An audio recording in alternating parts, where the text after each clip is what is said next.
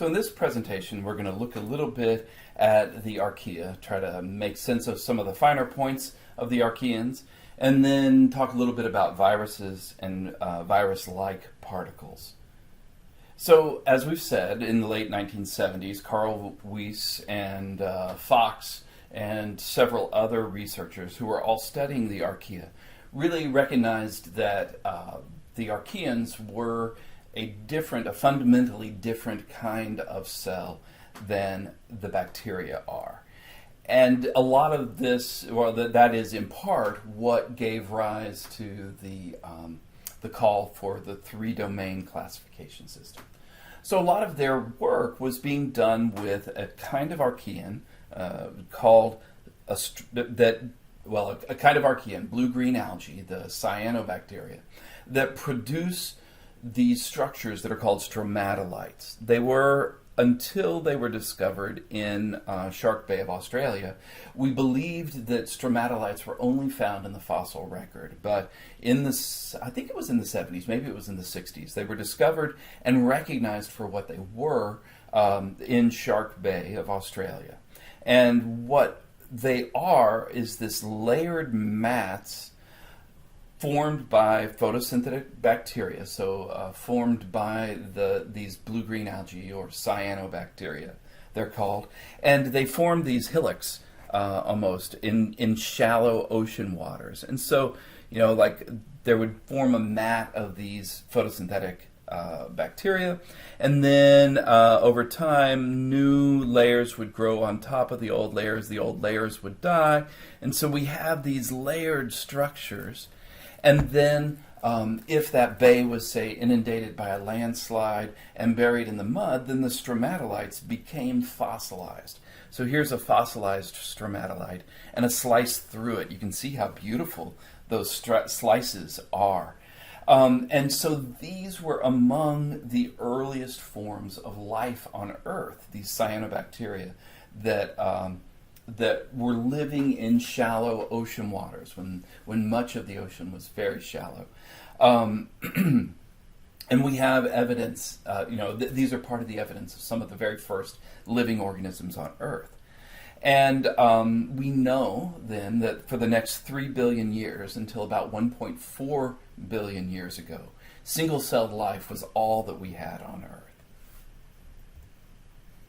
So in 1990, Weiss and others and other colleagues proposed grouping and dividing the kingdoms among one of three domains. The domain Eukarya, which is where we see the eukaryote kingdoms, the protist kingdoms, the fungi, the plantae, and the animalia. And then domain Bacteria, which includes a subset of kingdom Monera, and domain Archaea, which includes the balance of the Monerans. So, it's kind of an odd grouping because, as we've mentioned before, we are still trying to separate the Moneran kingdoms into those that belong in domain Bacteria and those that belong in domain Archaea. But once that work is done, then it'll be a lot more organized. And of course, we're trying to separate all the protist kingdoms from each other as well. So, based on the great evidence that's found in the genes, so looking at the DNA of eukaryotes and prokaryotes, there's even evidence that suggests that there was a fourth domain that contributed genes to the eukaryotes and then became, I'm going to put in quotes, partially extinct. And we believe that those remnants are what are the viruses. So there was very likely a fourth domain. A lot of the DNA in that fourth domain was shared to eukaryotes, and the individuals in that domain became greatly reduced until they could not even reproduce themselves without the assistance of the eukaryotes that they were forming partnerships with. And so the DNA sequences of organisms from all these domains suggest that rather than having a really nice, neat tree-like structure, so I'll go back to the previous slide. So this kind of structure where we can see very nice, neat divisions where there's no communication back and forth between groups at higher levels. Instead, what we do see is that there is significant amounts of communications via viruses, via bacterial diseases, between the bacteria, the archaea, and the eukaryotic groups after they became distinct from each other in evolutionary time.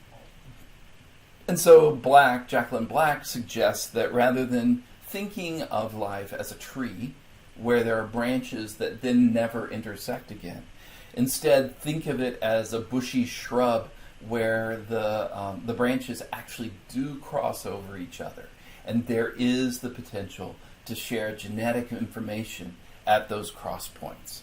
So that's her argument, and she's sticking to it, at least for right now. So lateral transfer, which is when I talk about archaeans giving information or to other groups, or bacteria sharing some of their DNA with other groups, that's lateral transfer. And we'll talk in a later lecture about lateral and horizontal transfer and vertical transfer.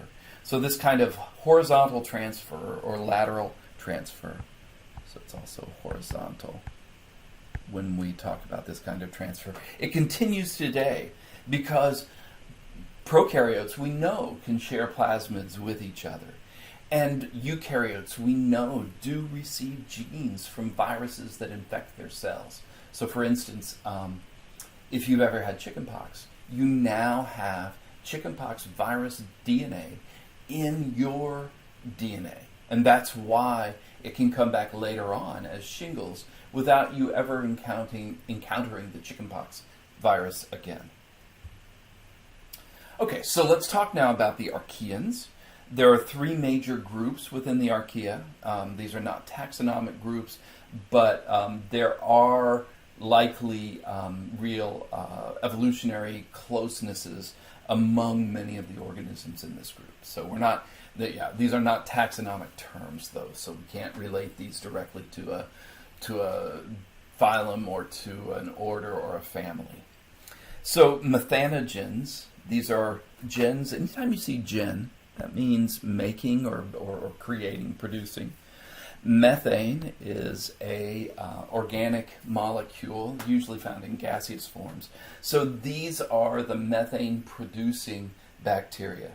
These are strictly anaerobes, so they are obligate anaerobes, and they are found in really waterlogged soils, in the bottom of lakes and bottoms of oceans, and found in the mammalian digestive tract, in places where all the oxygen is used up by other organisms. Then the methanogens can take over. And methane is a big part of the intestinal gas that we experience because of the methanogenic bacteria that live in our gut and in the guts of, say, cows. If you've heard about how cows are big producers of the greenhouse gas methane. So they digest organic materials into methane. That's like the final lowest energy form of carbon that they make. There are the extreme halophiles. Halides are salts. Philic means loving, so these are the salt lovers. And they're found in extremely salty environments, so saltier than even ocean water. So the Great Salt Lake would be one location where these halophiles live, the Dead Sea, and any place where salt is being produced through the evaporation of seawater. So any high salt environment is going to be a potential home for these halophiles. And they are generally obligate aerobes, so they require oxygen. And then finally, the extreme thermophiles are the third group of archaeans. These are found in really hot waters, like in hot springs or in deep sea vents or in really hot marine sediments. And they range from being obligate aerobes to obligate anaerobes. And The way that they can survive these locations is because they possess really heat-stable enzymes. For most organisms, the heat in these environments is enough to denature the enzymes, to cause the enzymes to unfold, the protein enzymes to unfold, and then become inactive as a result of that unfolding. We refer to those heat-stable enzymes as extremozymes. And it's the same with the halophiles. They are capable of either dealing with the osmotic stress of the really salty waters, or their enzymes are not denatured in the extremely salty environments in which they live. So there you have it. 3 major groups within the archaea. The methanogens that make the stinky methane gas and other noxious gases that pass from our digestive systems. The extreme halophiles and the extreme thermophiles. So the last group to consider then are the viruses. Viruses are non-cellular. They are infectious, though. They can enter other cells, co-opt the machinery of those cells, and then use that machinery to build new virus particles. And they're composed of nucleic acids. So it's got a core in it that's built of either DNA or RNA that is all surrounded by a protein coat. And then sometimes external to that protein coat, we might even see a membrane that is a portion of the producing cell's actual cell membrane.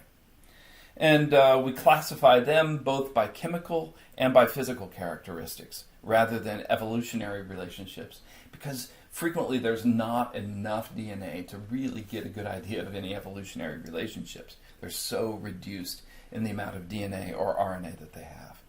So we look at the type of nucleic acid that they put inside of them that are found in that protein coat, whether it's DNA or RNA, and how they are arranged. Are they circular? Are they chain? Like just a length of DNA or RNA. We can look at the shape of the virus particle, and we'll see when we get into the next chapter that there's a bunch of different shapes of them. The symmetry of the protein coat, so kind of how the protein coat assembles around the DNA or RNA. Whether or not they have this envelope, the plasma membrane that encircles the virus particle, the enzymes that they produce, the tail structures, so other parts that stick off of the virus, and then the lipids that are involved in that are produced as part of the virus. The branch of microbiology that we associate with viruses is virology. So virology is the study of viruses.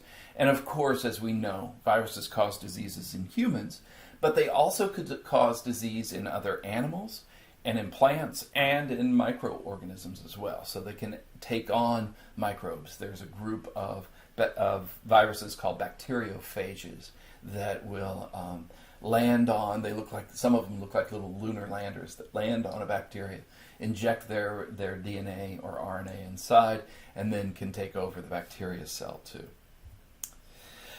So viruses, similar to viruses, are other disease-causing particles. There are viroids. These are little circular fragments of RNA, and they only act, or at least we've only found viroids, that act as disease-causing agents in plants.